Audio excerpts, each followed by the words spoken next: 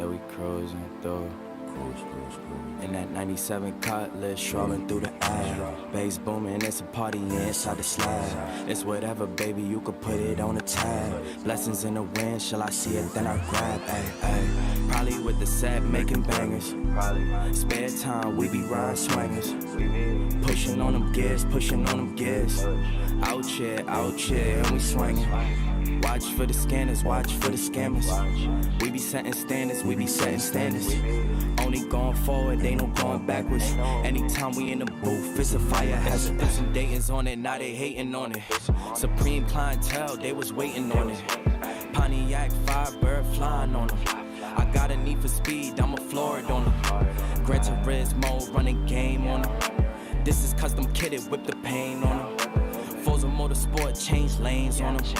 Twisted metal gang, throw the flame on them. Hey, probably with the set, making bangers. Spare time, we be ride swingers. Pushing on them gears, pushing on them gears. Out here, and we swinging. Watch for the scanners, watch for the scammers. We be setting standards, we be setting standards.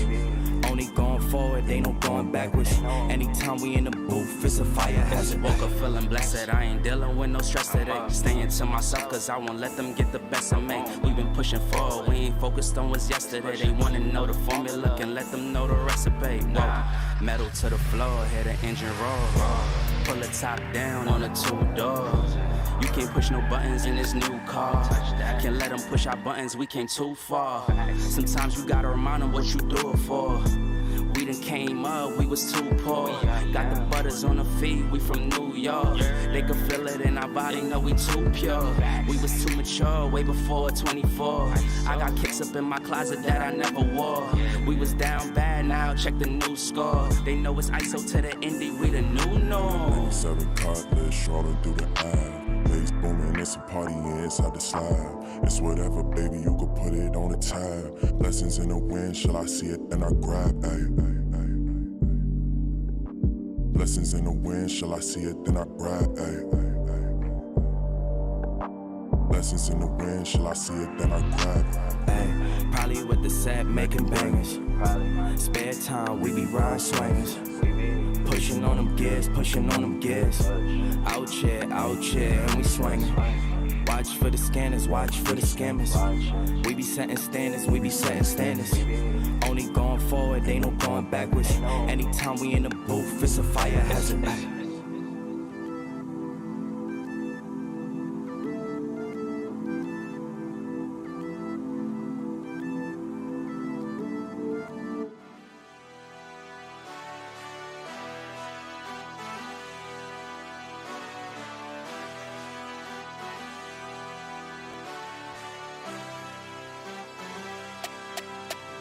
Give me the loot. Might lose some battles, but winning the war. I get knocked down, I get back up. Get up and go, I stay ready for more. Go to the toe till I level the score.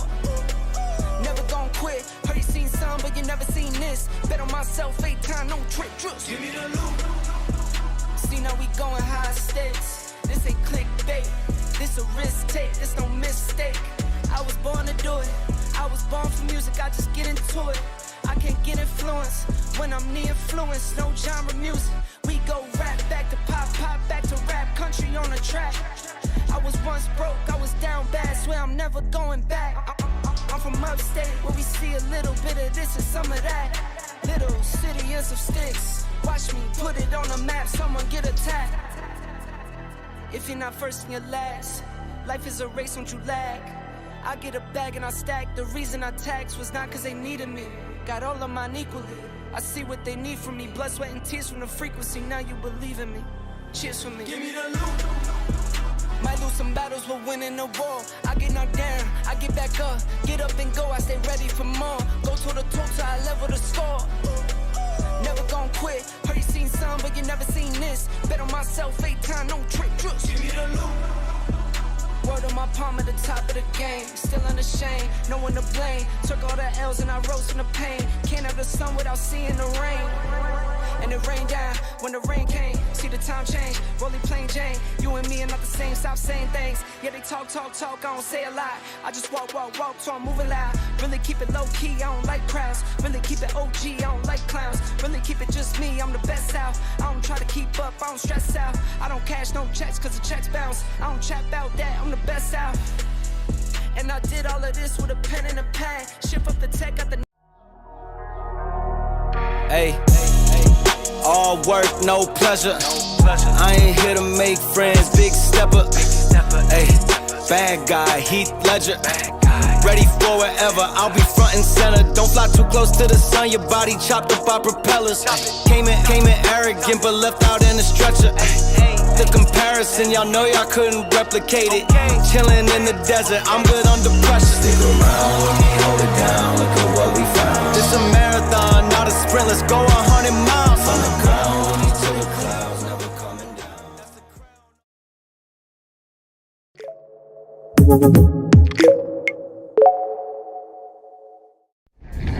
Welcome to the official podcast of PHP Architect.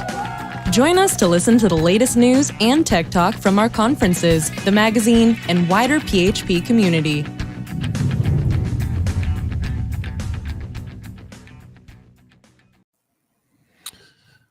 Jeez, that was terrifying to come into the studio too. Okay, you're listening to the PHP Podcast, the official podcast of PHP Architect, and you're listening to episode 2025.07.03. And I'm one of your hosts, Eric Van Johnson, and with me is John Congdon. Hello. The podcast focuses on all things PHP and web development. We also touch on the larger PHP community and general life of being a developer. And of course, we're going to talk about our company, our business, our life. The PHP Architect, the magazine, the conferences, and the consulting, and all things in between.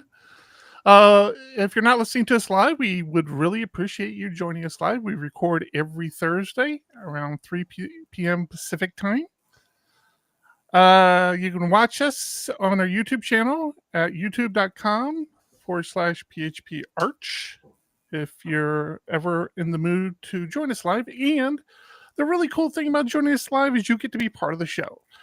We run our Discord the whole show. And if you're not in our Discord and you're watching us live, you're going to want to jump over to discord.phparch.com and join our Discord channel. And you can have conversations with us as we're trying to get through this next hour of hell or podcasting or whatever. And this hell is made a little less hellier thanks to our wonderful partners over at Honey Badger. There's a whole spiel about Honey Badger. We'll just talk about them later. I give up. Besides that, yeah, I don't know. I think that's everything. That's everything. We can wrap up the show now. We're going to have to wrap up soon. I'm now in your boat. I got people in my house. No, it's strangers in the house. What you say? You're getting some AC work done, huh?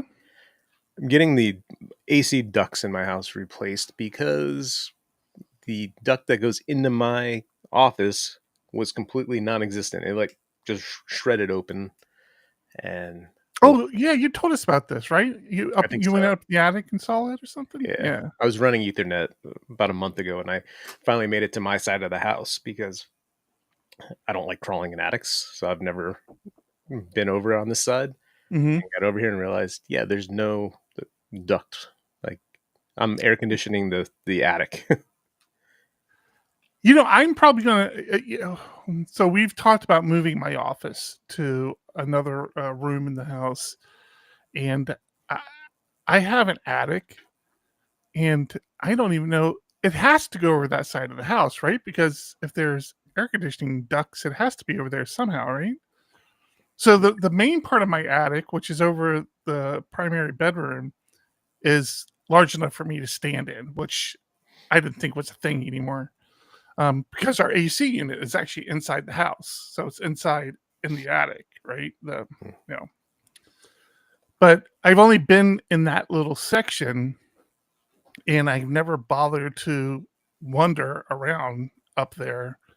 So yeah, I wonder because I'm going to have to run some Ethernet at some point as well. So I need to figure that out. Maybe you need to come over and help me. You're smaller. You're squirrelier. Yeah, I think so. I need to make new friends. Is what I need. I need a friend who's good with electricity, doing electrical work. I have Isn't that me? my well, if you would like offer to come to my house every now and then and help me, maybe it would be. But right now, I have an issue at my house that I need help with. It's huh? I said, I'll come to your house. I just don't know that I want to crawl through your attic. Oh yeah, no, this isn't for my attic. This is something simple. Like I've got to be missing something somewhere, and it's driving me crazy. And I'm about to swallow my pride and call for an electrician to come out. But it just happened at lunchtime today. So you know the hell I'm going through in my house, right? I mean, it's Right. still a mess. But this is unrelated to that. We were making lunch, and my wonderful wife was still awake. So we wanted to make lunch before she went to bed because she, sleeps during the day. She's a vampire, and she sleeps during the day and works at night. So I'm like, all right, well, let's make lunch real fast, and we start making lunch, and that side of the kitchen, like every other outlet died, including the outlet that the stove is on, the microwave was on, and then, like I said, throughout the kitchen, it's like every other outlet. And I'm like, okay, this has got to be a GFI tripped or a circuit breaker tripped. That's about the extent of my electrical knowledge, right? So I'm going around. We're checking everything. I'm resetting all my breakers in the house, and nothing worked. GFCI? Yeah, huh? GFCI? Yeah, Have you checked all those? The little... yeah. Okay. There's one that I am very suspicious of. There's one behind the microwave that I was telling Beck, I remember this tripped before, and I remember it was like this behavior where it was every other outlet. And I remember it was difficult to reset. I don't know why. It was just difficult to reset, but I got it reset. So I am like trying like a bear to reset this thing. I'm about ready to push the outlet back through the wall because I'm pressing it so hard, and it is not resetting. And I am almost positive that's what the problem's going to be. What I don't know is if that outlet has gone bad, like something, tripped. I don't know enough about how these things work. If it's possible that if it had gone bad, if it would just stay tripped the whole time and won't reset. But where I'm starting to lean.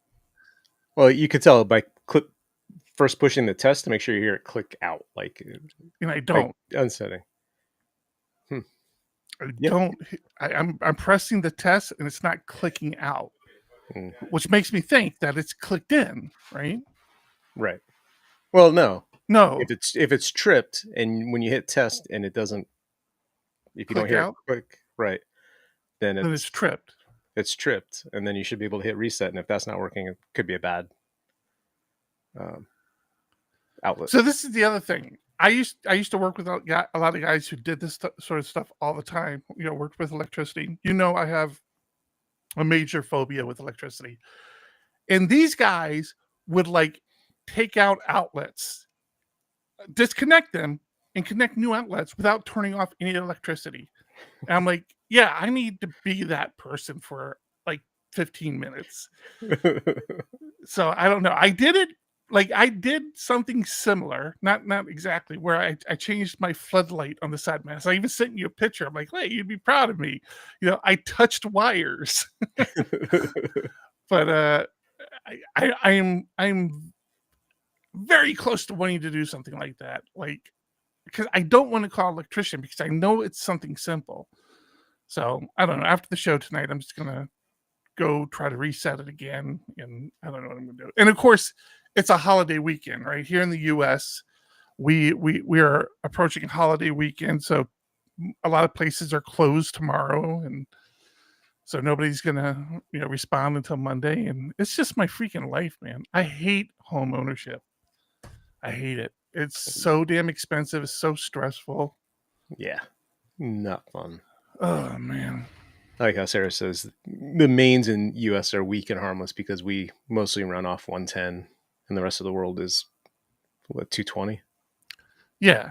And that's my brother-in-law. Like my brother-in-law, before he joined the military, he was actually he'd actually gone to like Votech school and was becoming electrician, like full-fledged electrician. And that guy's like, oh yeah, I got shocked a couple times today. I'm like, doesn't seem like a good thing, man. I don't understand. Now keep in mind, he turned out to be a complete idiot. So I stand behind getting shocked. It's not a good thing for the body. But it's I don't know what to. I just get frustrated because, well, for first thing, I get frustrated because messing with electricity seems like it would be fun. Like there's so many things I would like to try to build or try to put together if I didn't have this paralyzing fear of electricity. And did I ever tell you where I think that stemmed from? I think so, but do share. Third grade, Mrs. Cook's class. Fourth grade, Mrs. Cook's class. And the kid sitting in front of me in class gets a little paper clip, and I'm just watching him. You know, I'm like, what are you doing? He's like looking, and there's an outlet right next to him. And he just takes it, and he sticks it in there.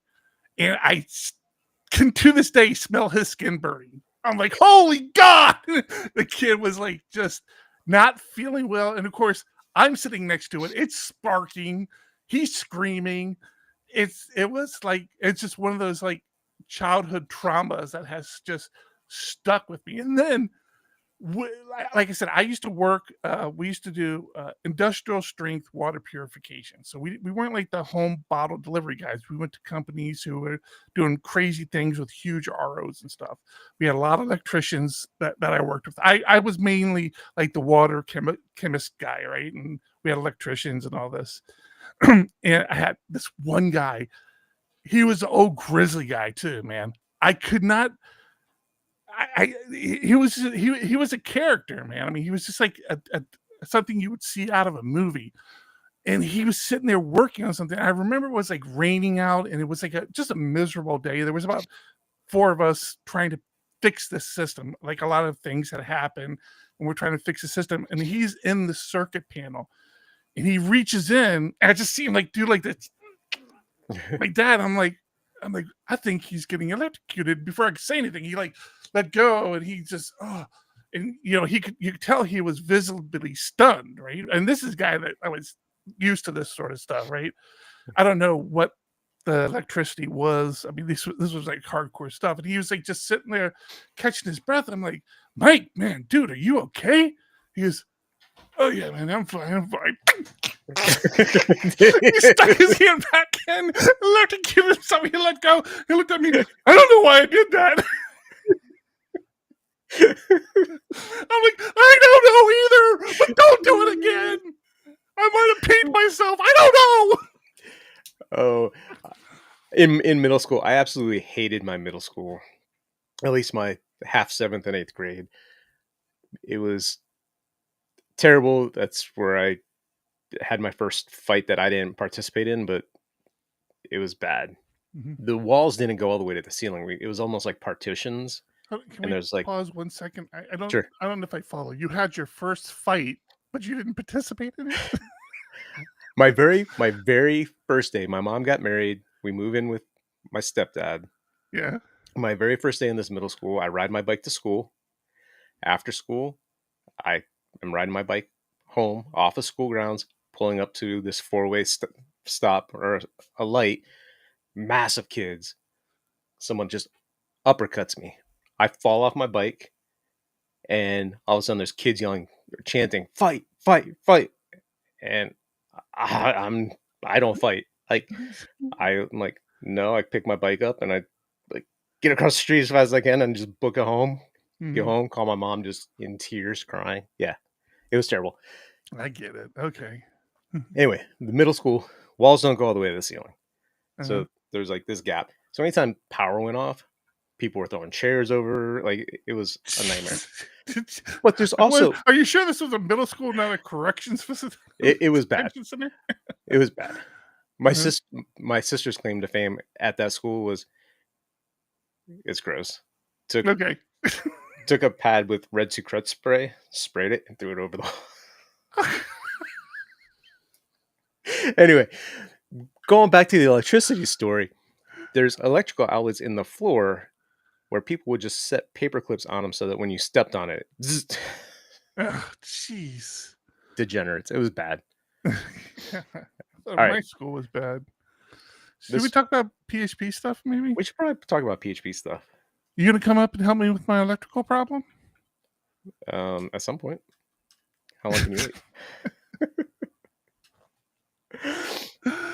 All right. How was your week, man? Week was good. You and I had a great meeting / talk this week. Was it this week or late last week? Anyway, The one I'm thinking of was late last week. yeah. So getting together, talking. But before we get to that, had some event sourcing fun this morning. We haven't had event sourcing on the show in a minute, man. Nah. So all of a sudden last night, Ops writes into the channel saying, "Hey, the website was completely down. What, did something go live?" I was like, "No," and they're showing logs of error messages they were seeing. We're trying to figure out what's going on, and other people were on this before I woke up this morning, and it turned out to be event sourcing that caused it. Oh no. You know, when giving event sourcing talks, we talk about snapshotting, but when we implemented this, we decided to make snapshotting a tomorrow problem. We don't need to deal with this today. Our events aren't that big to warrant needing to solve the issue now. Well, you can never predict how people use your system, and people do stupid things. And one of the things we have event source, there's two components to it. So there's separate aggregate routes, and you can move a phone number between these two other aggregate routes. So when I were dealing with 3 aggregate routes, and they would move a phone number from A to B, for example. No big deal. Until they do that 6,000 times. Like every day they were moving numbers for some reason. We still don't know their use case and why they were doing it. But it turns out, like, I think they're overseas somewhere. So midnight our time, when our servers are at their lowest, so the load's not being spread across, he starts doing this. But he's got hundreds of numbers. So it's like, I want to move this number and this number and this number and this number. And each one is now saying, I need to load 6,000 events, add a new event, write it to the event stream, and then do it again for the next one and the next one. And we already have logic in there to say, hey, if you're doing 2 things to the same aggregate route and it fails because it needs to be sequential, we retry. So we have retry logic in there. Load all 6,000 events. It fails. Crap. Try again. Load all 6,000 events so you get possibly 6,001 this time. Play your new event. It works. Write it to the database. No big deal. But because the guy was trying to do this all manually, all really fast through the website, he's using up as many FPM threads as he can. Each one is now blocking the other. And all of a sudden the server just runs out of memory. Runs out of memory so bad that it kills not just FPM, but you can't SSH to the server. Like, so we realize we can reproduce this in the dev branch, and it's much easier because we have one server in that case. So hit it a few times and all of a sudden it's just crashing. It was not fun. So that's why I was on the call. You asked me if I could talk earlier today. I'm like, nope, I'm on a phone call. And that's what we were discussing, is what are the ways we can do this? Like, we know the proper answer is introducing snapshotting, but that's not let's just throw it in there now. We need a hot fix so that this doesn't happen again tonight. Yeah.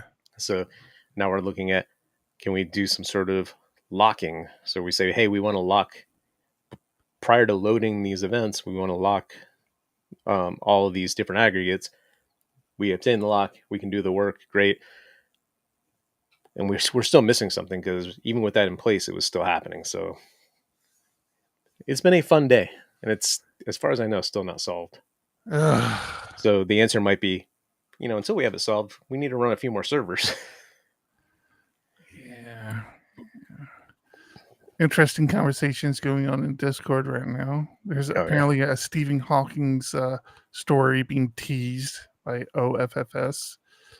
And Sarah's very adamant to find out what that is.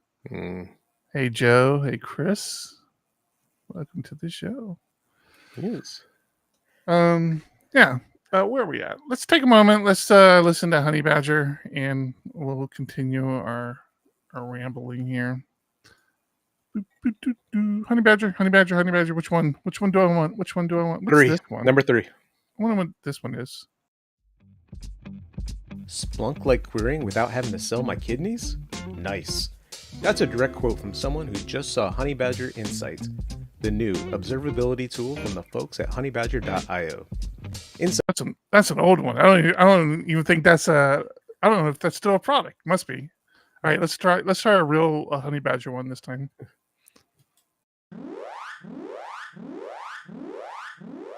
When your app breaks in production, you want to quickly understand and fix it, not sift through logs for the next hour. That's where Honey Badger comes in. Honey Badger notifies you of errors, outages, and performance issues as they occur and helps you respond instantly when your systems go down. When you need to dig deeper, Honey Badger's advanced query engine helps you reach into your logs and grab just the information you need. With error tracking, performance and uptime monitoring, log management, and support for over 10 languages, Honey Badger is the best tool to gain real-time insights into your application's health and performance. Best of all, it's free to get started, and setup takes less than 5 minutes. Be sure to bookmark honeybadger.io. That's www.honeybadger.io.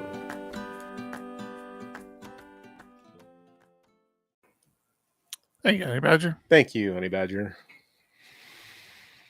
Sorry, I was catching up on the chatter of the event sourcing issue that's still going on. And it's not just event sourcing, it's also a library that we're using potentially. Fun stuff. Maybe I can talk more about that next week. Yeah. All right, how about your week? Going all right. Do you realize we are in July now, right? I do realize we're in July. Halfway through the year. Practically, we're halfway through the year, right? Not practically. We are. No. Well, technically, end of this month would be halfway through the year. No, end of last month. The beginning of this month. That would only have been 5 full months. 6 full months. No, 6 this is 7. Months. Oh my God! We're through the year, John. Things are tracking way too fast. Half the year is gone. Yes. Oh my God. Yeah. No, my week's gone all right. I had some good meetings. Had some good feedback from a client.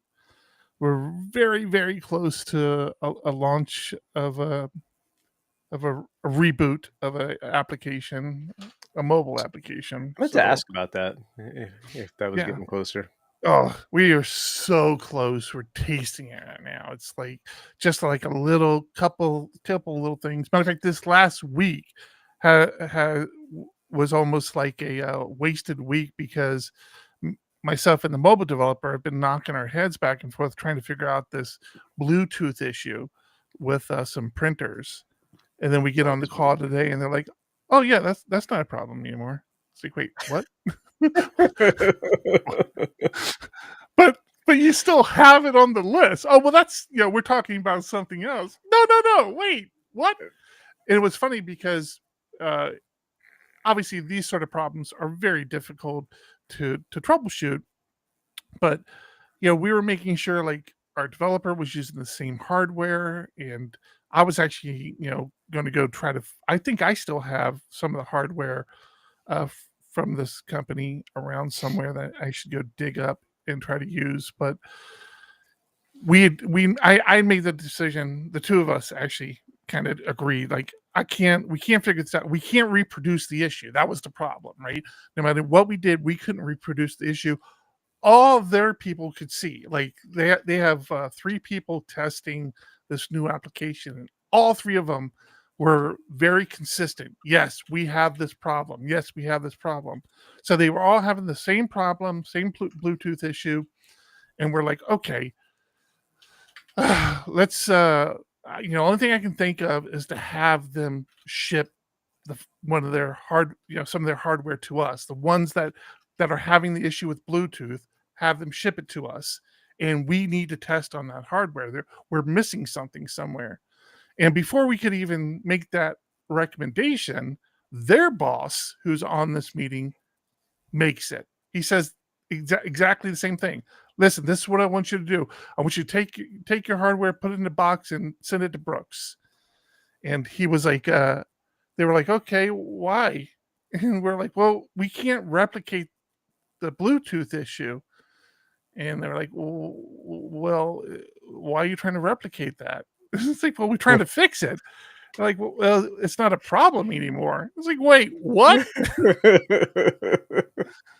But I hate those. Like, I had a ticket in my sprint the last sprint. Same thing. It's like, I pick it up. I'm going through it all. I'm like researching.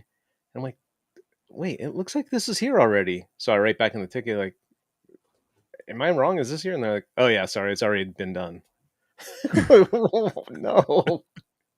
And no, I'm not going to lick my phone on screen or off screen because phones are disgusting. I'm not doing it. I was going to ask why you would be licking your phone, but I just haven't read back far enough, I guess. Because you're talking about tasting the mobile app, and somebody said, Oh, if you're licking your screen, it's not the right way to do it. And I said, well, what if my tongue has capacitive touch? And now we're trying to figure it out. And no, I'm not going to oh man, lick a phone. That's gross. Doing a little coding on a couple projects, side projects, but nothing like with the main clients. I think I've come to the resolve now of this is better this way. Like every time I start to think about doing some coding for our client, I'm reminded why I don't do that. Not because I'm not good, because I'm not, and the people we paid to develop are much better, but because I can never have enough focus on a long running task. Like I get pulled into so many meetings from different clients and different projects, and it's just impossible for it's just not good idea for me to make the assumption I'm going to have 8 hours to do something to myself, or alone an hour. Yeah, work on a task. So I kind of have been going down this path for the last couple of months, and I think I'm getting to the point now where I'm embracing it, because we had something that recently happened where one of our clients, there's a lot of moving pieces on this, right?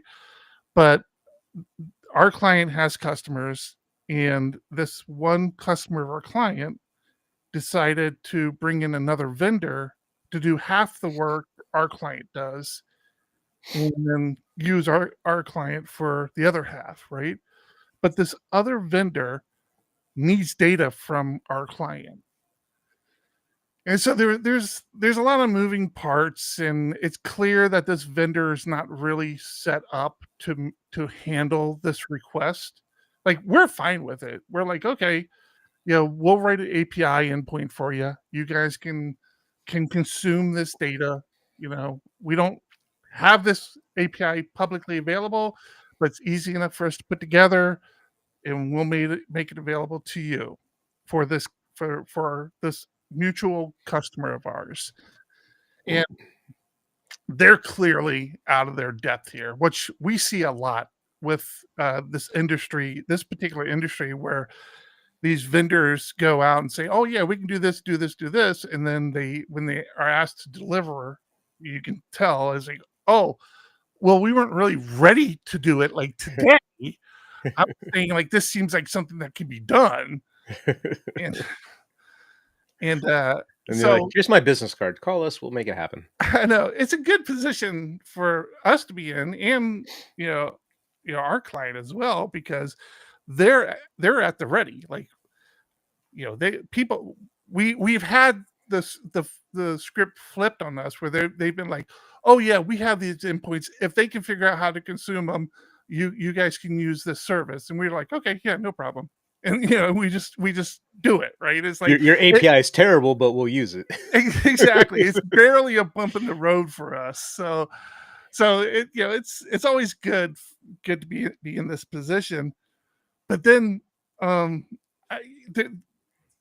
client is a pretty good sized organization, right? They have a lot of people involved, and one of the higher ups, not the main guy, but like the CFO, who I think wears a couple hats. I know him as the CFO, but he does a few things. He just like starts a huddle in Slack, which drives me crazy, by the way.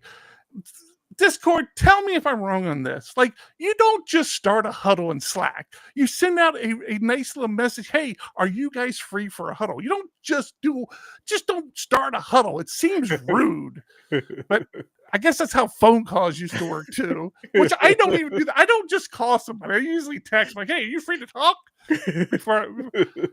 So I don't know. Maybe it's me. Maybe it's a problem. No, it's not. It's not just you. But they start this huddle, and I jump on, and it was a perfect example because I just started coding on another side project, not a client work, side project. I literally just opened up my editor. I'm like, okay, I think I got a couple hours. I'm going to try and knock a few things out, which is the rewrite of PHP Architect. And as soon as I start typing, I see this huddle. I'm like, fucking hell, man. So I jump on, and I have to say, the guy had a great question. He goes, Eric, am I crazy? And he just said yes, right? He's like, should we not be charging for access to our data from another vendor? And I'm like, that's a very interesting thought there, because you're right. I said, I told him, like, normally API endpoints are part of a service package to a customer, which is, what we normally do. But like, this is weird because we have an agreement with the customer for a service we provide, but to consume part of that service, which is this enforcement piece, to consume the enforcement piece, they want to use another vendor who needs access to our data. So, like, yeah, I don't know. Should we be charging this vendor? Should be charging somebody, whether it's the client or the vendor. Right. It's they're using. They don't want to use our enforcement piece. They want to use somebody else's, but you need access to that data. So it's hard, because is it their data that they're getting access to? Like, do they already own it? And but you could charge for the time to create the endpoint, I guess. Like, it's custom work. You need access to it. Yeah. Yeah, I told him, I'm like, yeah, that's going to be a business decision. You guys need to look at your agreements with your customer, but I don't think it's unreasonable to ask, to be perfectly frank with you, And honestly, I mean, at that point, let's start talking white labeling some of these services we offer. If vendors want to start using us as their back end, let's put a pricing matrix around it and figure out, what that looks like. So it's fun. So I do enjoy being able to engage in these conversations at a drop of a hat, but I also wouldn't mind not. I'm going to go start a spontaneous huddle with Joe, and he better answer. Damn it. Need to get. So I'm going to call John out. I don't know if we've talked about this before, but I'm bringing it up right now. Putting not Joe, but Joe could be a possibility for this. Put John on the spot. We are considering bringing on guest podcasters, not a regular third, but just inviting somebody in for a little menage every couple of times, like once a month maybe, or a couple times. and ideally people from the community, just in general. But we might again pull in some. I personally would love to bring in other PHP Architect team members. I think so many of them have such great insight and good talking points. So we'll see. We'll see about that. And Joe is among those. Somebody was actually surprised to find out Joe works for us. I'm like, yeah. I'm not. He's like, is he a contractor? I'm like, no, he's a goddamn employee. He works. he's on our team. He's a team member. Because I think that it was my fault because I kept calling him a team member. He goes, oh, is he a contractor? I'm like, no, he's not a he's an employee. But I hate saying employees. It sounds stupid. Like, yeah. Yes, they're employees. Yes, they're employees, but they're not. We're just. We talked last week. I think I'm not saying we're a family anymore because, I actually that doesn't work. The team a little more than I like my family. We're not going to call them resources. They're employees as far as work goes, but they're team members. Like, as far as the IRS is concerned, they're employees. But we refer to them as team members. But yeah, we're thinking about Sarah is a good example. I just saw what she's. I already said no. Ouch.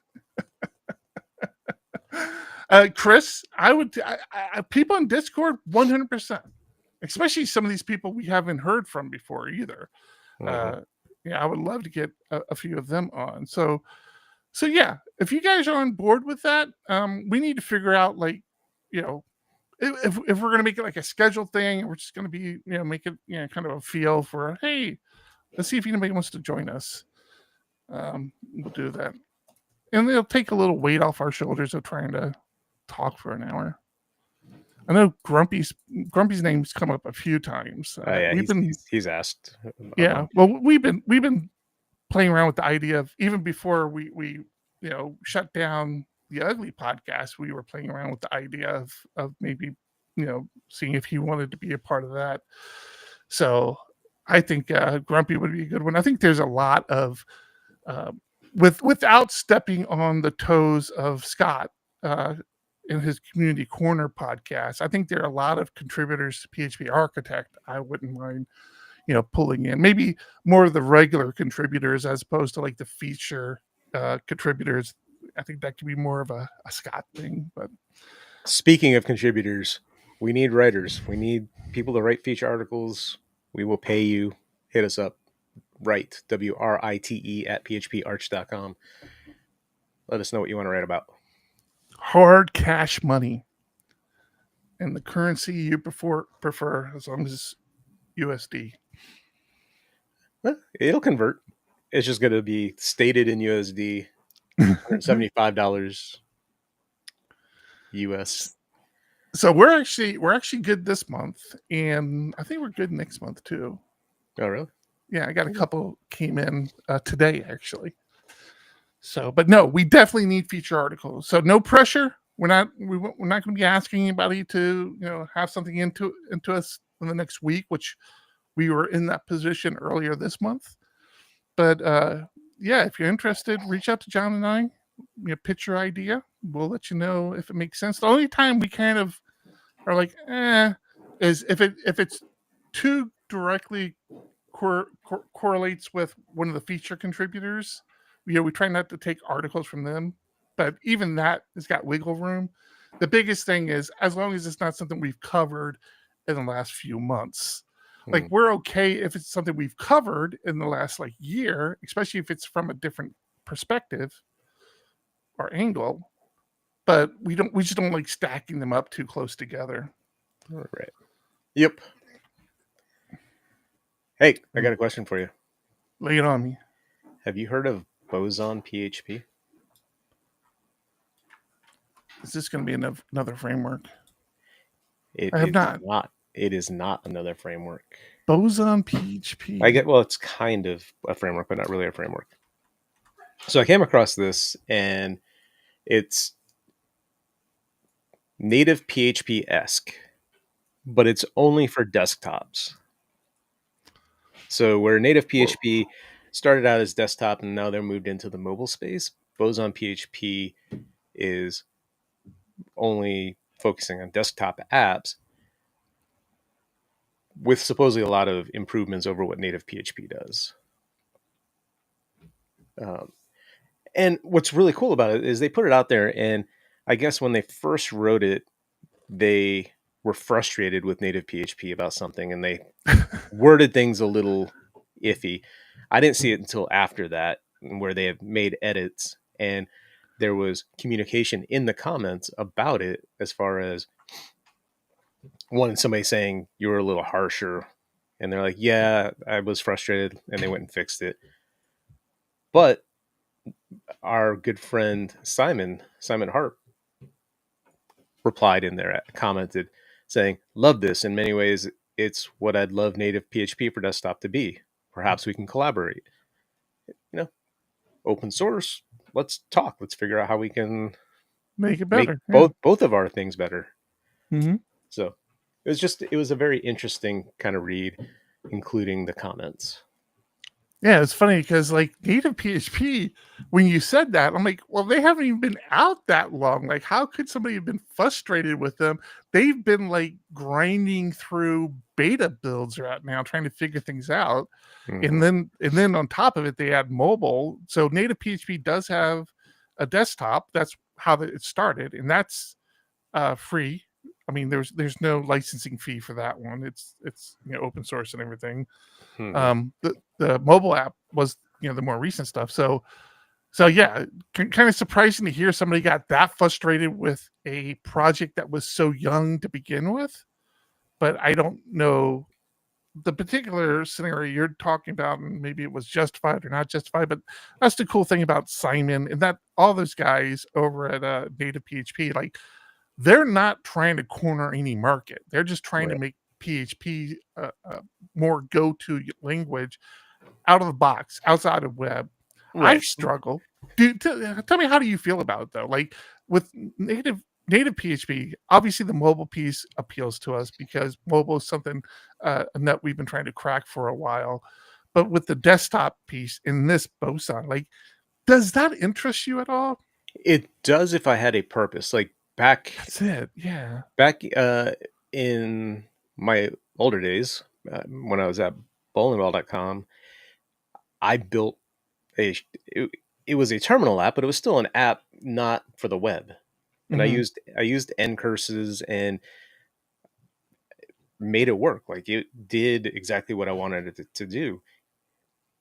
If I could have made it a desktop app, not just a terminal app, because the scanners they were using I don't think it was Windows. I forget what UI it was running, but it had a way to run better UI, not just a terminal app. I would have done it. I would have jumped on this and tried it out in a heartbeat. So I like it if I had a use case right now. And I have like personal things that I would like to consider doing, but I haven't done those. I never have time for those because client work and other stuff we have going on. But yeah, I'm excited to try it at some point. Yeah. I used to think, like, again, when PHP was younger and the web was younger, I used to be itching for it. Like I would be like, oh yeah. There was a couple of like quirky little PHP implementations and GUI libraries sort of thing. And I'm like, oh, we got to get there. Like, PHP is going to die unless we can make, native desktop apps. And now I can't think of a reason why I would want a desktop app. I mean, even the desktop apps I use today, I only use them to quickly switch to. Otherwise, they could all be in the browser. Like even Slack, Discord, yes, like all that stuff, man.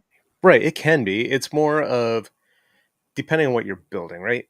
You need to have a server running. So we obviously know how to run servers. If we want to run something, we can throw it up as a web app, host it locally, host it on one of our servers, no big deal. But if I was going to make something for the general public that wants just a quick little desktop app, I don't want them having to figure out how to do all of that, whether it's doing it through Docker or whatever. It's just like, no, they want to click on something, double click it, and have it up and running.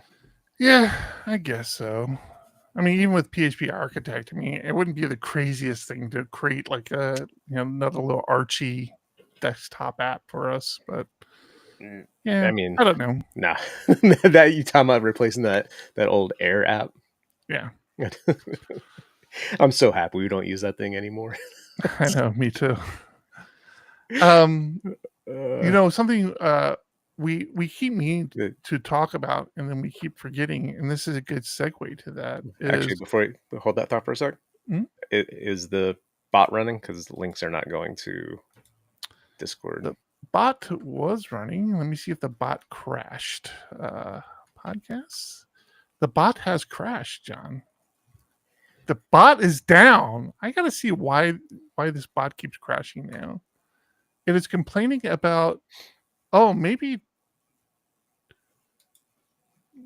Trello might have changed their. I don't know. It's complaining about the API endpoint not responding, but it just responded for those. So yeah, I don't know. I got to look into that. It happened last week as well. It crashes. It seems if it doesn't have a link to post for a while, it seems to go down. So gotcha. All right. What was I talking about? Oh yeah. So yeah, mobile apps obviously is something we've been wanting to do for a while, but with the latest Mac OS update, Mac OS 26. So if to pivot a little bit, I'm very much not trying to buy into the whole Mac ecosystem, and I have reluctantly, I have kind of been dragged into it. Yeah. And honestly, it's the damn watch. Like the watch is my favorite thing as far as the Mac OS ecosystem goes. And if it wasn't for the watch, I could easily walk back away from this today. But anyways, I had mentioned how it's weird because the Google Pixel tablet I almost like better than my iPad. And the biggest reason for that, where the iPad had it so that you could have side-by-side apps, the apps had to support that side-by-sideness. And a lot of apps don't support it. And you're just out of luck, right? You can only have one app open at a time. Whereas with the Pixel tablet, any app can go side by side. The OS handles that, right? I'm like, this, I can't believe this does this, and the iPad doesn't. And I was actually using my Google Pixel tablet more than my iPad because that was one of the reasons why. There are a couple others, but I definitely like the feel of the iPad more. I installed the beta version of OS 26 on all my devices except for my primary laptop. I installed it on a secondary laptop I have, on my phone, and on the iPad. And the iPad is that much closer to becoming a very basic laptop. So the biggest thing now is you have windows on your iPad. Like everything is a window, just like on your desktop. You can have 4 individual windows open. It's kind of clunky now on how to manage it and handle it, and obviously that will improve over time. But it has really made a difference as far as how much I've been using my iPad. What are your thoughts? Anything? Because I know you've installed it on a few devices. I've installed on my watch and my phone. I don't use the iPad. And I was watching my iPad a lot. I was watching Marcus Brownlee recently, and he's saying the same thing. It's like the iPad, like it's a great piece of hardware, but I'm either on my computer or on my phone. I really don't need that in between. Maybe I just don't have a good use case. My use case is if I'm not coding, I'm not taking my laptop. So like now when I go to conferences, I'm walking around with my iPad because I can do everything on my iPad. I could code. I can even tail scale into my other computers and code there. I can code. I just don't want to. It's not the best experience for me as an individual. I definitely like coding more. I'm perfectly comfortable coding in a terminal, but even that experience on the iPad is not fantastic. So if I'm not coding, if I'm not planning on coding, I am 100% okay grabbing my iPad and using my iPad. So like when we go to the conference at the end of this month, that's all I will be walking around with is my iPad. I'll leave my laptop in the hotel room because if I got to do coding, I need focus. Like I'm not going to do it at the conference. I've given up trying to be that guy. I can't do it. I need focus. I need to be left alone. So that will be at the hotel. But yeah, I do everything else on my iPad. So Nope, my iPad's basically a movie device on airplanes. really, huh, that's funny. I actually don't use it for that, but I should. I don't know why I don't either. I never think ahead of time, like of downloading movies to my iPad. Hmm. You can even download YouTube videos too. I just don't think of that. I gotta do that this time. Now that you mention it, I gotta grab a few movies.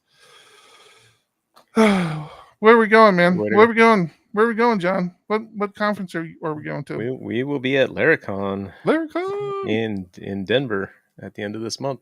Only a few weeks away.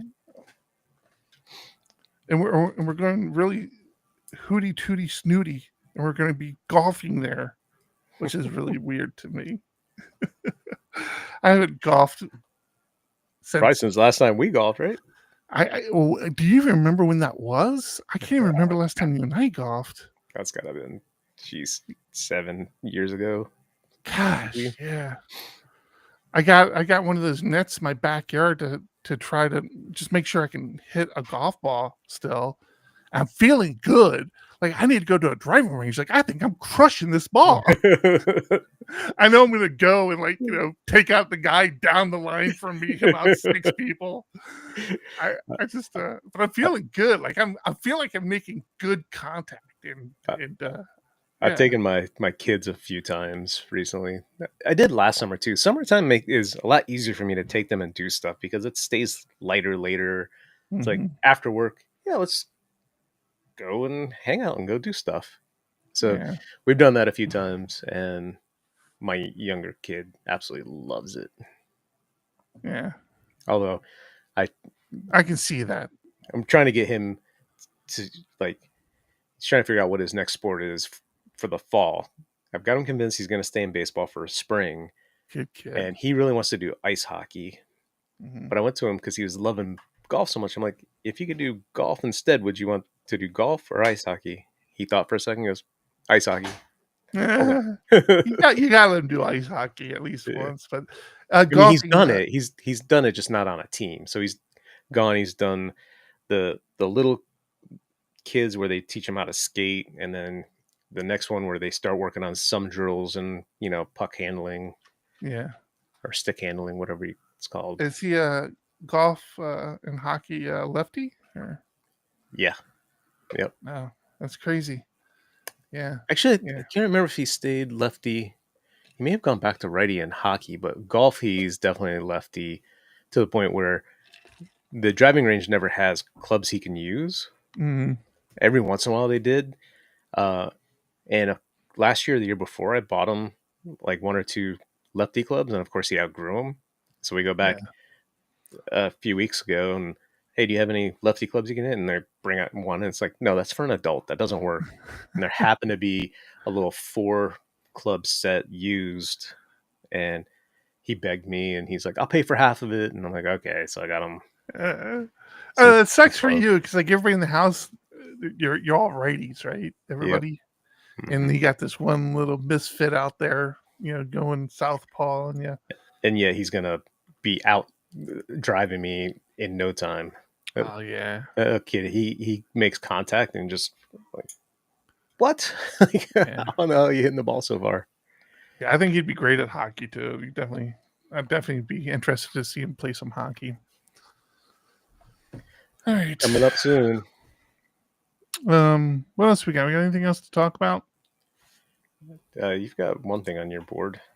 I do. I mean, we can talk about it. I thought it was a fun topic because Mux is the service we use for PHP Tech TV, right? It's where all the videos go and store. And so and they're very developer friendly. A lot of APIs, easy to use APIs. As a matter of fact, most of the stuff you do with them, you got to do through APIs. But yeah, they came out. They have an article out now saying, "Look how kids PHP is the new JavaScript," which I still can't figure out if that's meant to be an insult or not. But yeah, I mean, it's very pro Laravel. Huh? Yeah. You're seeing a lot of this. A lot of people talking about like the reasons why to get back into PHP, and it's good.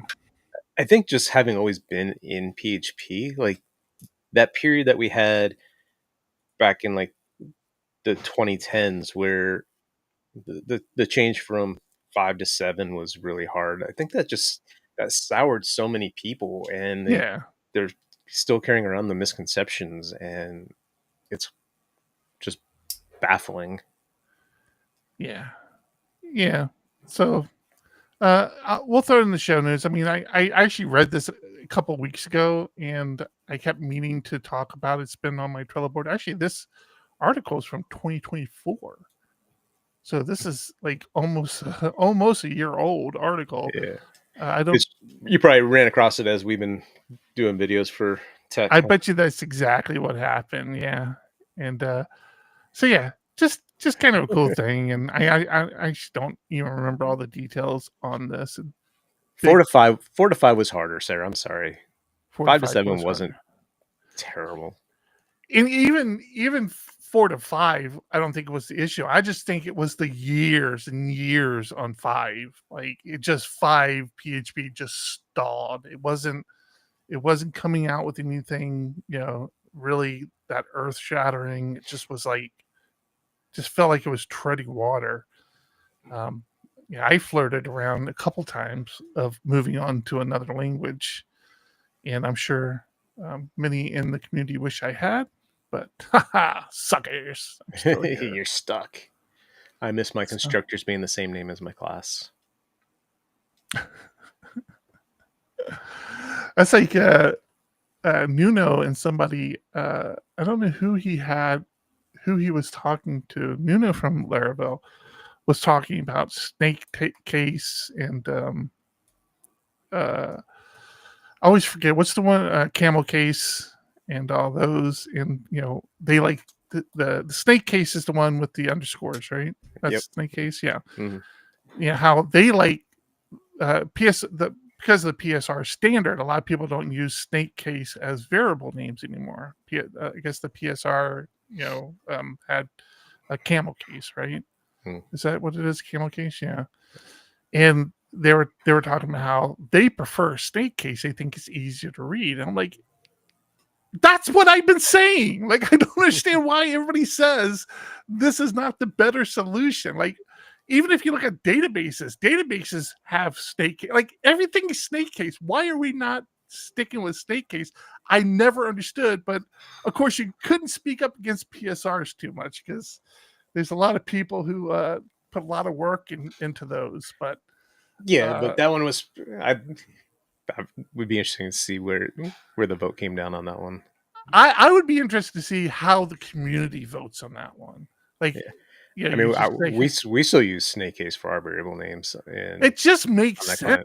I always catch myself using it, and then I try to correct myself because PSR, so that's the PSR standard, and that's one of our selling points to the clients we pitch to. It's like, hey, if you bring in another development team, as long as they understand PSR standards and the current modern practices, good practices of PHP, they should be able to take over our code base, right?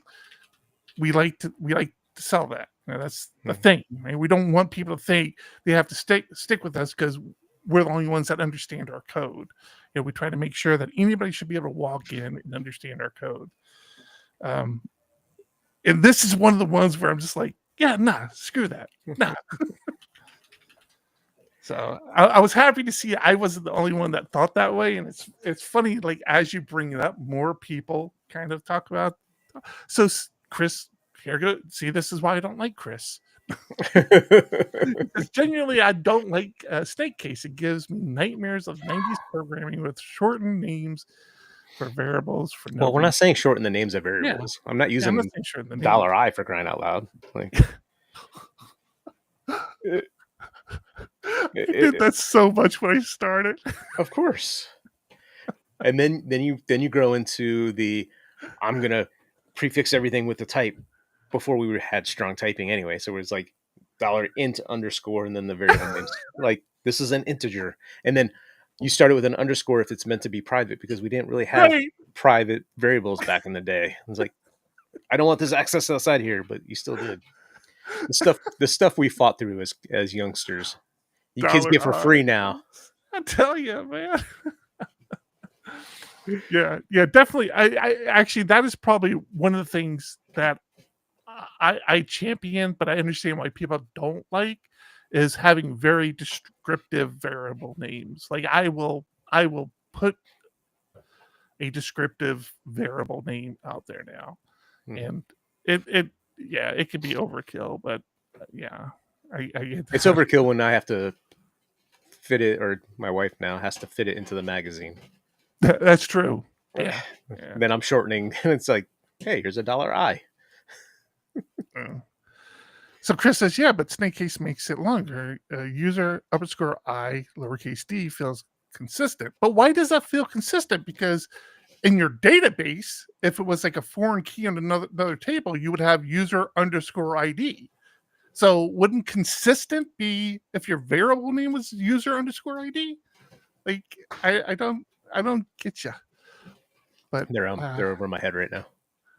Yeah, I hear them up in the attic. All right, we probably opened up a can of worms, so we'll let Discord fight this battle for us for this week. I think I'm out of steam here. Yeah. You got anything else? You good? I'm good. I gotta get out of here soon. Once these guys are on my attic, gotta take my kids somewhere, and then have plans. See you tomorrow morning. You come out here with fix my electrical issue. I'm gonna figure this out. I tell you, I would, but I'll be drunk somewhere. Always coming up with excuses. Always excuses with you. All right, that I think is going to wrap it up today. If you're not watching live stream, again, come on, join us. We have a good time.